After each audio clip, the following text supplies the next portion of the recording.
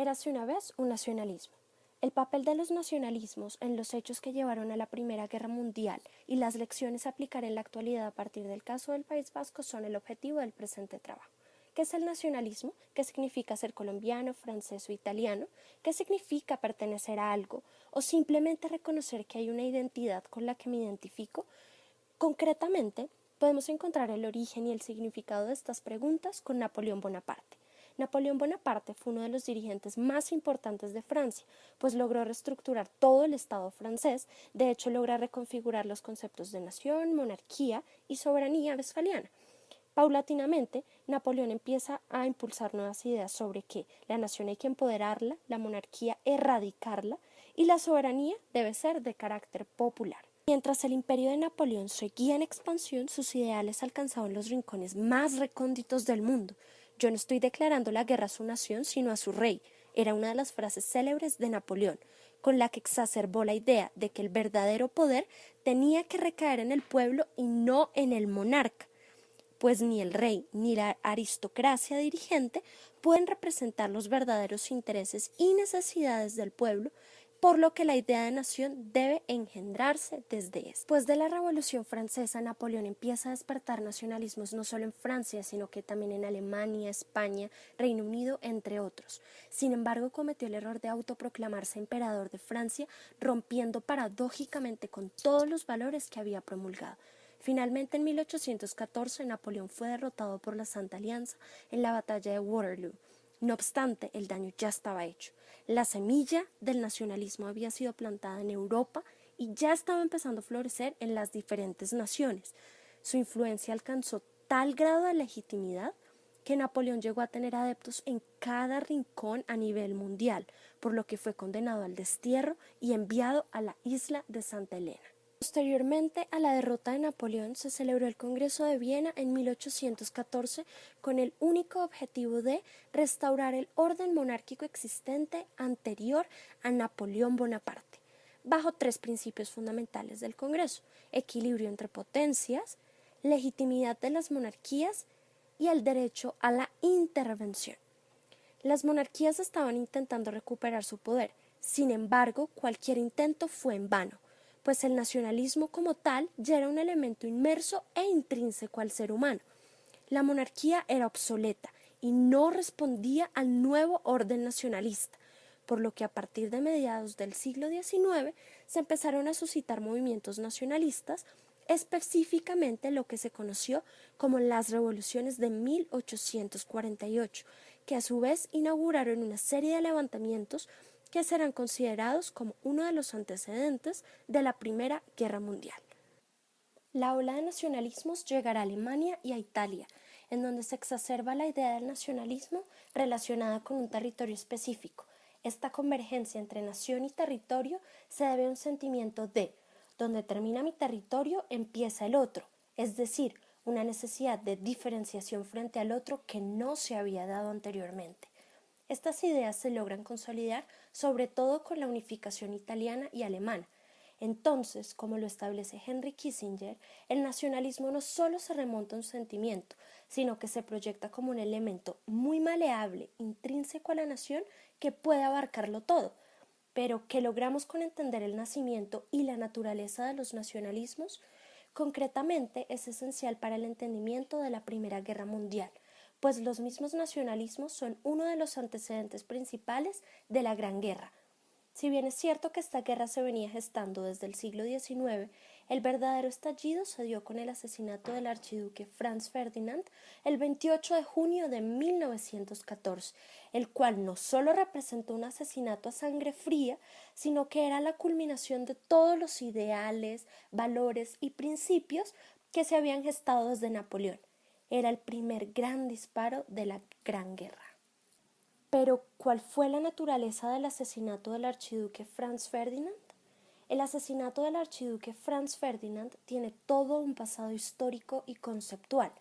Empecemos por entender que a pesar de este evento haber sido el detonante definitivo de la Primera Guerra Mundial, este no se configuró como algo temporal y puntual, tuvo toda una serie de antecedentes que dieron paso al mismo. Uno de los más importantes fue la falta de herederos de la corona austrohúngara y por ende el debilitamiento de aquel imperio, que además de toda la reactividad que ya existía hacia él, se debilitaba potencialmente. Por otro lado, para muchas regiones de los Balcanes, el imperio austrohúngaro tenía una representación simbólica sumamente perjudicial, pues este limitó expresamente a las naciones a tener su propio territorio delimitado y además a consolidar una misma identidad. No obstante, puede decirse que fueron los nacionalismos los que llevaron a absolutamente todos los países involucrados a entrar a la guerra. Si bien no todos los estados presentaban a su interior nacionalismos puros, la lucha de o en contra de los nacionalismos fue fundamentalmente lo que motivó a los estados involucrados a desenvolverse en la Primera Guerra Mundial. Puede decirse que el nacionalismo fue el virus incubado en ciertos países, pero propagado hacia todos los demás.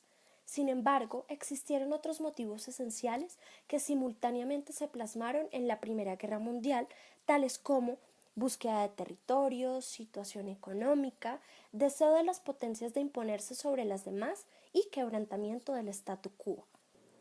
Habiendo explicado lo anterior, pasemos a nuestro estudio de caso, el nacionalismo en el País Vasco. Los orígenes del nacionalismo vasco como tal se remontan a finales del siglo XIX. Entre sus causas más directas están la abolición de los fueros, la incapacidad del Estado español de lograr una unidad nacional, la ola migratoria de obreros tras el crecimiento industrial experimentado por el País Vasco y a la postre en el siglo XX la represión durante la dictadura de Francisco Franco. Hacia la década de 1890, Sabino Arana Győri, un nacionalista vasco, plantea las bases para la creación de un partido político, hecho que se materializó en 1895 bajo el nombre de Partido Nacionalista Vasco. Durante la dictadura de Primo de Rivera, 1923-1930, el Partido Nacionalista Vasco fue declarado ilegal. Como consecuencia, el nacionalismo vasco resurgió con más fuerza después de dicha dictadura. En 1935 le fue concedido un estatuto de autonomía al País Vasco. No obstante, tras el estallido de la Guerra Civil y la victoria de Francisco Franco, todos los partidos políticos, incluyendo el Partido Nacionalista Vasco y las uniones de trabajadores, fueron declaradas ilegales, así como el uso de otro idioma que no fuera el castellano, entre ellos el idioma vasco o euskera, y el Estatuto de Autonomía del País Vasco fue revocado. En la década de 1950, un grupo de estudiantes de la Universidad de Deusto en Bilbao comenzó a estudiar y difundir la historia y cultura vasca y fue incorporado al Partido Nacionalista Vasco. Desde el principio, el grupo estaba dividido en dos ramas, una que seguía los preceptos pacifistas de Arana y otra en favor de la violencia y consternada frente a la pasividad del Partido Nacionalista Vasco. A partir de la segunda rama nace el grupo terrorista Euskadi Ta Askatasuna, ETA, País Vasco y Libertad en castellano, de corte marxista-leninista. En 1968, el ETA realizó su primer ataque terrorista y desde entonces ha cobrado la vida de 829 personas a lo largo del territorio español y francés.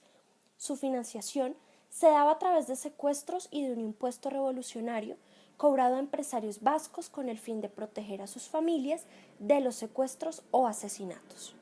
Sin embargo, en 2011 anunciaron un cese al fuego y en marzo de 2017 anunciaron su desarme, por lo que actualmente se le cataloga como organización inactiva.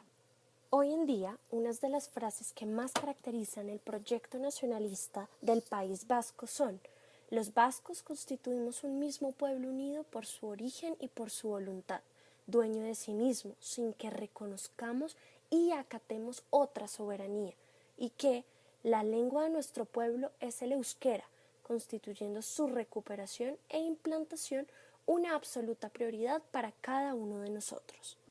Por último, quisiéramos preguntarnos, ¿pueden los nacionalismos hoy en día explotar otra guerra mundial?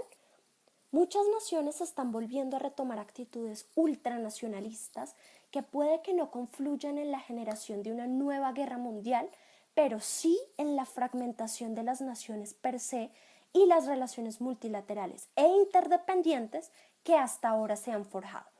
Un claro ejemplo que permite dilucidar esto es el nacionalismo que se ha sembrado en Inglaterra tras la victoria del sí en el Brexit. Además, el caso del Partido Nacionalista Vasco o específicamente la cantidad de ramas que éste ha desenvolvido.